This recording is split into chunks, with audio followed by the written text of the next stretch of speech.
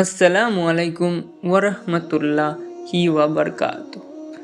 জীবন কত তুচ্ছ, আজ আমরা এই সম্পর্কে আলোচনা করব ইনশাআল্লাহ তাআলা। জীবনের প্রতি আকর্ষণের চাদর বাস্তবতা সূর্যকে ঢেকে রাখতে চায়। আমরা যখন সত্যিকার অর্থে আল্লাহর কাছে আত্মসমর্পণ করতে শিখি এবং মৃত্যুকে সানন্দে বরণ করার জন্য প্রস্তুত হয়ে যাই, তখনই কেবল জীবনের প্রকৃত রং আমাদের কাছে ধরা দেয়।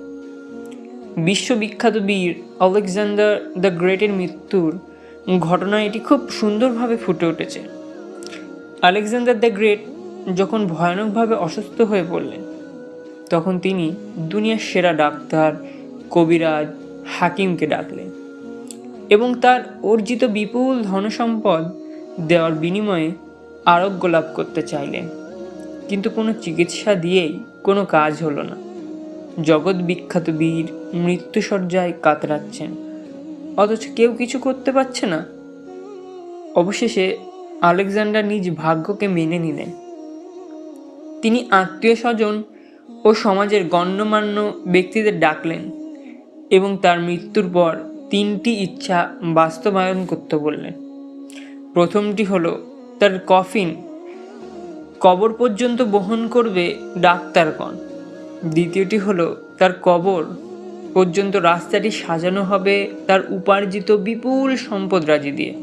তৃতীয়টি হলো তার হাত দুটি যেন তার কফিনের বাইরে ঝোলানো থাকে।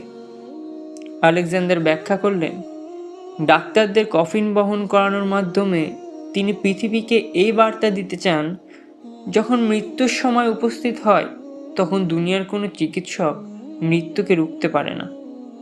কবর পর্যন্ত রাস্তায় মণিমুক্ত ছড়িয়ে দেওয়ার মাধ্যমে তিনি এই বার্তা দিতে চান, বিপুল পরিমাণ সম্পদের মালিক হওয়া সত্ত্বেও তিনি নিজের জীবনের জন্য সামান্য সময়ও কিনে নিতে পারলেন না।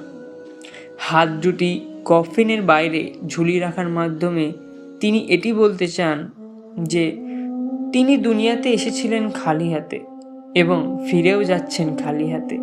দুনিয়ার কোনো সম্পদই তিনি সাথে নিয়ে যেতে পারেননি।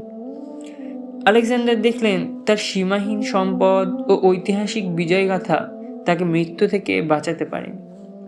এই ঘটনা থেকে আমরা শিক্ষা লাভ করতে পারি, দুনিয়ার অর্জিত সম্পদ রাজি আমাদের কোনো কাজে আসবে না। সময় এত মূল্যবান যে তা কখনো ফিরে পাওয়া যায় না। আমরা পাপ করলে ক্ষমা পেতে পারি, অসুস্থ হলে সুস্থতা পেতে পারি, নিঃস্ব হয়ে গেলে আবার প্রাচুর্য অর্জন করতে পারি, কিন্তু সময় চলে গেলে তা আর ফিরে পাওয়া যায় না। আমরা দান, ভালোবাসা, জ্ঞান ও সৎকর্মের যে চারা দুনিয়াতে রোপণ করব, কেবল তাই পরকালীন জীবনে বিশাল বৃক্ষ হয়ে দেখা দেবে। আমাদের কবরে আমাদের সাথে কিছুই যাবে না, যাবে কেবল আমাদের সৎকর্ম।